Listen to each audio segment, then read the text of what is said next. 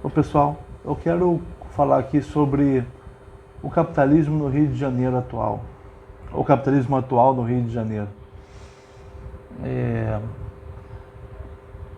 Vocês sabem que as grandes cidades do mundo competem entre si para receberem capitais, para receberem grupos econômicos, principalmente grupos econômicos que fazem a prestação de serviços, abrem escritórios, nem tanto indústria.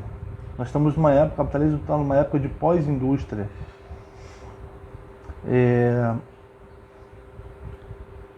No Rio de Janeiro, principalmente, se busca atrair capitais voltados à exploração do turismo, do lazer, cultura, teatro, tudo que tem a ver com entretenimento. Quer se formar, por exemplo, no Rio de Janeiro e em outras cidades do mundo, consórcios com guias turísticos locais, que seriam prestadores de serviços autônomos,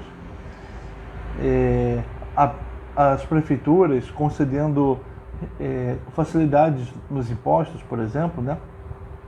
E grupos que chegam de outros lugares do país ou do mundo que colocam dinheiro para começarem uma exploração desse tipo, né?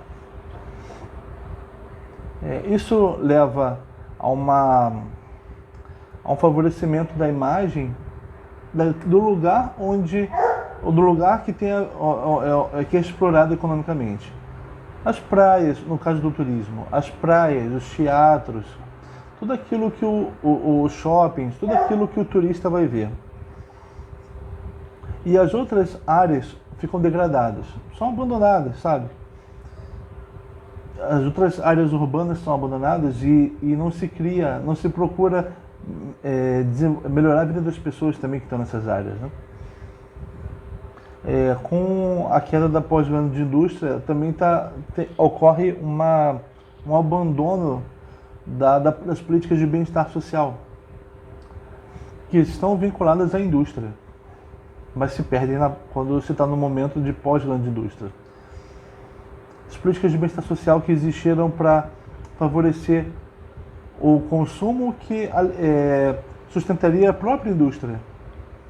Fordista, taylorista, que produz muito, precisava de muito consumo, e as políticas keynesianas, né, favoreceram isso, mas hoje não.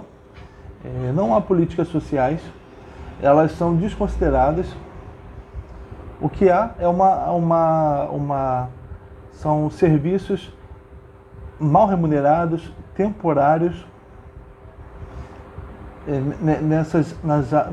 em ocupações que têm a ver com esse capitalismo de exploração, capitalismo que quer gerar, né, quer aumentar a si próprio através de serviços ligados ao turismo e tal.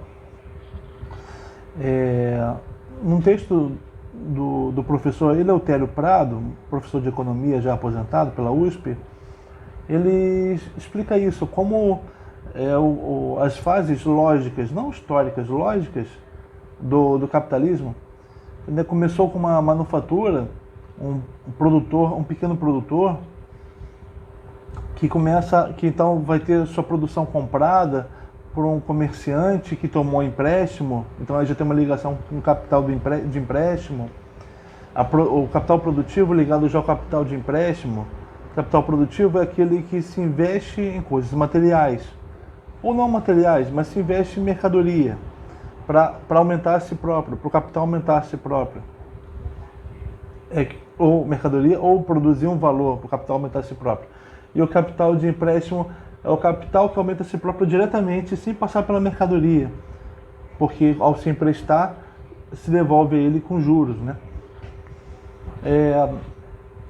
Isso já está no começo lógico do capitalismo. Depois se forma a grande indústria, em que o trabalho ainda vai ser controlado pelo manufatureiro, né? Tem um aspecto, no começo da grande indústria, um aspecto muito artesanal, mas aos poucos vai se criando máquinas que passam a deter o conhecimento que antes era do artesão.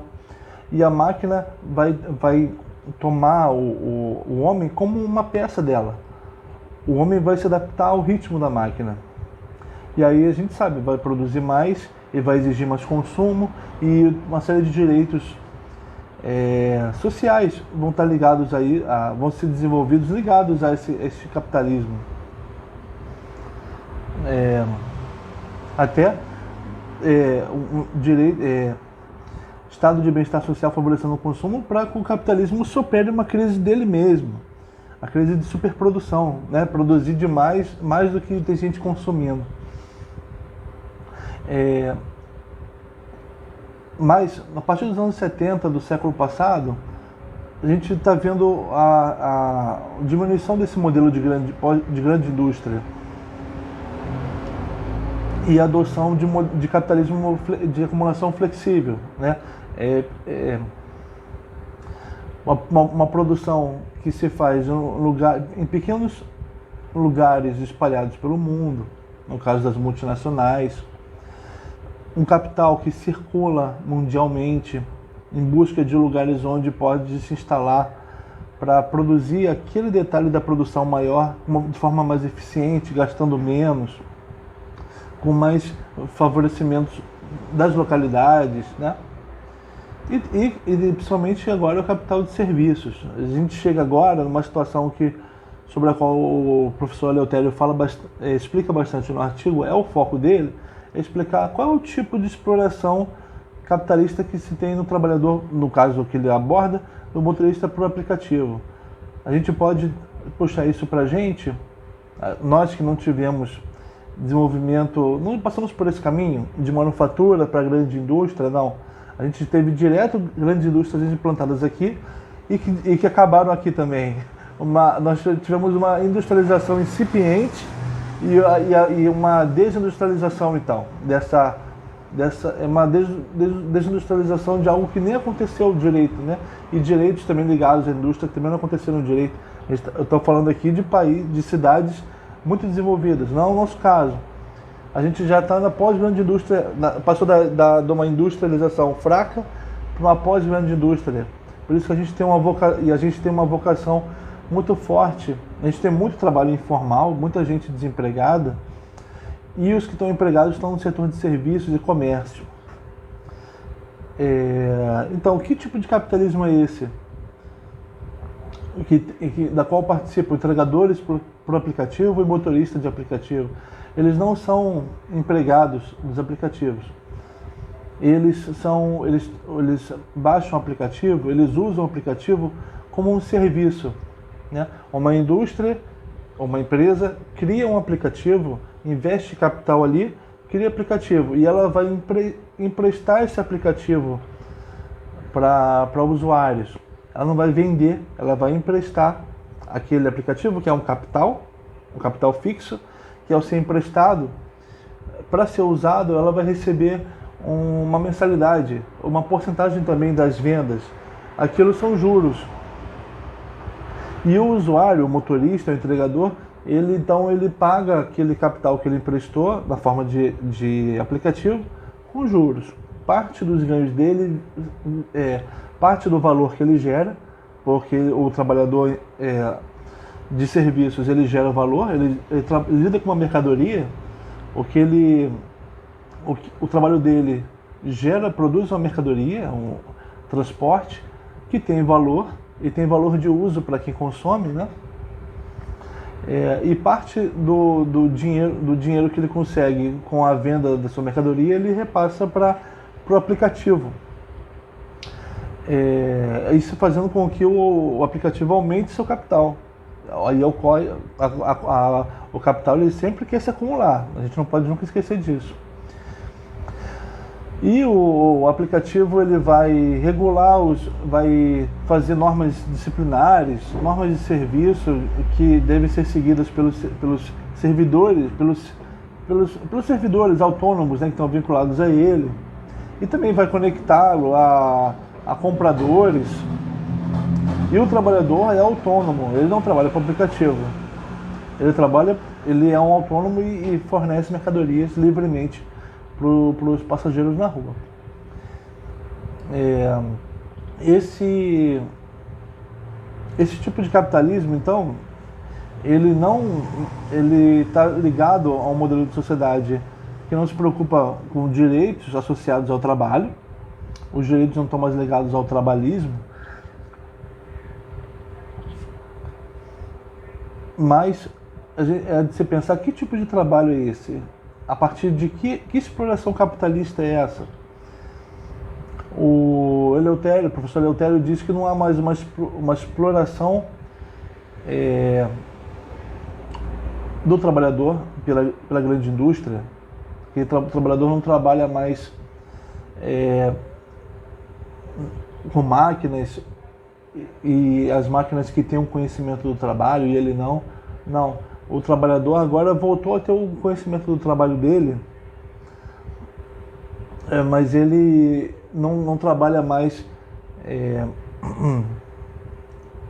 gerando mais valia para o dono da fábrica. Que tipo de exploração é essa? Como eu falei, ele passa parte dos ganhos dele para a empresa que emprestou o aplicativo para ele, né? Para a empresa que concedeu o direito de acesso ao aplicativo para ele. O professor Eleutério chama isso de não exploração capitalismo, mas expoliação.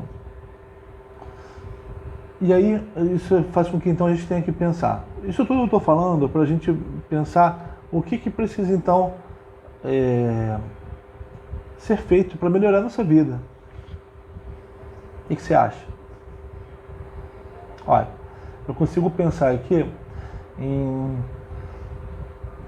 dentro de soluções no capitalismo, dos entregadores e dos motoristas terem seus próprios aplicativos. Em relação ao espaço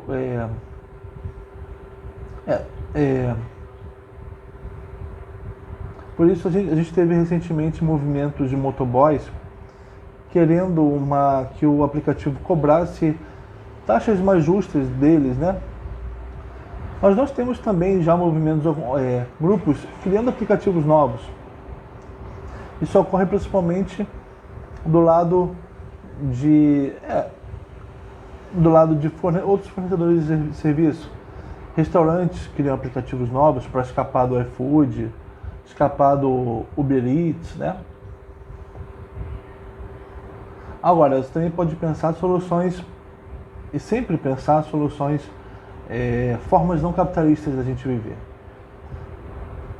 Isso funciona talvez em comunidades menores, com trocas de coisas, trocas não econômicas de coisas, né? Os candidatos à prefeitura que se apresentaram nas eleições de agora, você teve o Eduardo Paes, o Crivella, apostando no empreendedorismo urbano, oferecer a cidade como um palco de negócios para o capital se acumular, para nossa população continuar com empregos precarizados e os nossos problemas de pobreza só aumentarem, no final das contas, né? Porque o capital vem, explora e quer buscar um lugar melhor. Ele deixa aqui como está. E o governo sem dar atenção. Então, esses dois candidatos com esse modelo, o que eles falam para o pobre é só uma capacitação para atuarem nisso. Você tem candidatos como a Renata Souza, a Benedita, pensando de uma outra forma, pensando em estimular projetos econômicos a partir das favelas, das comunidades pobres, não pensando na vinculação deles ao capital internacional, ou ao capitalismo, né? Não pensando na vinculação deles ao capitalismo. Lógico, há uma troca econômica, há um outro capitalismo aí, mas elas querem tentar escapar dessa lógica internacionalizada e predatória. Só que a competição entre as cidades é uma coisa que empurra direita e esquerda para favorecerem ela, para darem passagem para esse capital. darem acolhida e passagem para o capital. Pressionam. Os estados param de ajudar as cidades. As indústrias que há no local querem sair dele em busca de lugares mais interessantes para se explorar. Então todos são empurrados. Todos os políticos, não importa em qual tendência, são empurrados pro capitalismo, para esse mercado que unifica tudo, né?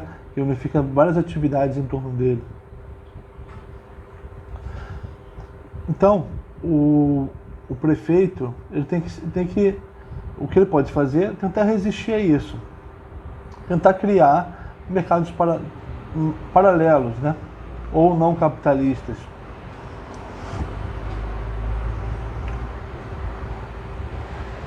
O desafio hoje na gestão das grandes cidades e nas políticas que tem a ver com isso, urbanas, sociais, econômicas, o desafio então é você nunca esquecer a população, o todo da população, que não apenas alguns podem se desenvolver, não apenas certas partes da cidade podem se desenvolver, mas todas têm que ter aquele trabalho de educação, saúde, e buscar uma melhoria a partir da educação.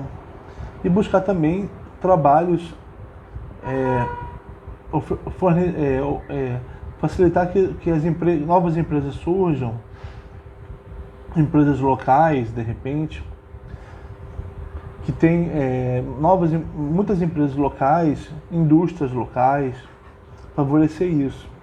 É lógico que elas vão concorrer com outras indústrias, mundo afora, mas se elas estiverem ligadas a um